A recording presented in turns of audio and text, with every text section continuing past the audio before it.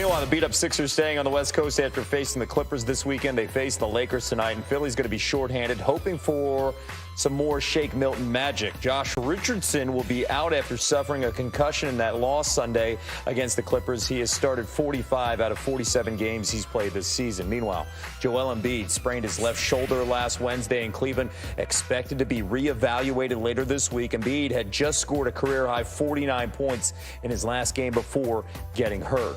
And Ben Simmons, he remains out with a nerve impingement in his back. Simmons aggravated a previous injury after playing just 4 minutes in Philly's loss to the Bucks on February 22nd. Now, Sixers head coach Brett Brown said this regarding Simmons and Embiid on Monday to the USA Today in their sports section. I am personally convinced those two are going to win a championship at some point in their careers, and that they, for sure, can coexist. The myth is that they can't. I think that is so abused and not articulated the way I see it.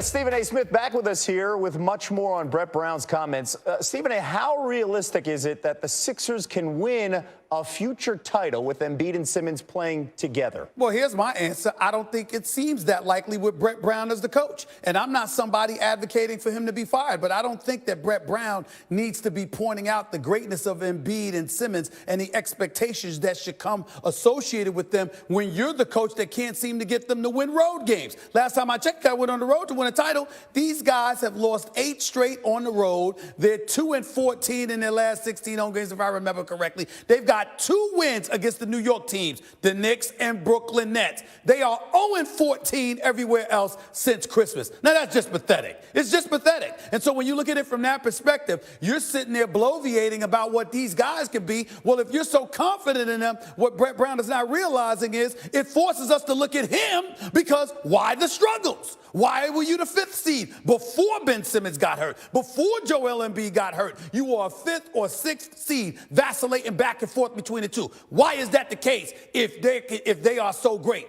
That means you might not be handling your business, Brett Brown. I hope he gets it together because I actually like him as a person. Let's get to that seeding here. Now, the Heat, they beat the Bucks last night for the 2nd time this season. Philly's 2 back of Miami for that 4th spot. They're now tied with the Pacers for that 5-6 seed. Where do you think the Sixers fit in the East right now? I'm not talking about these numbers. I'm talking about your opinion.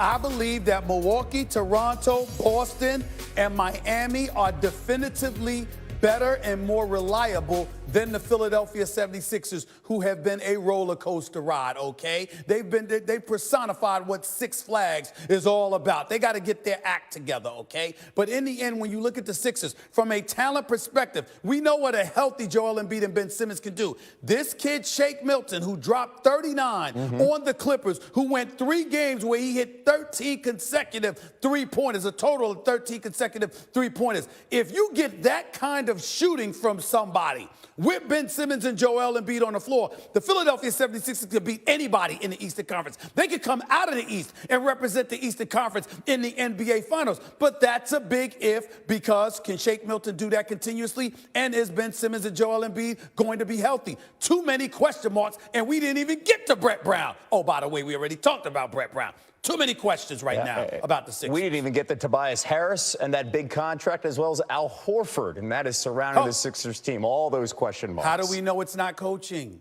when it comes to Tobias Harris? How do we know? See, we went full circle here in this Q&A. Stephen A. Smith here on SportsCenter. Full circle. It's what we do. I can't wait to see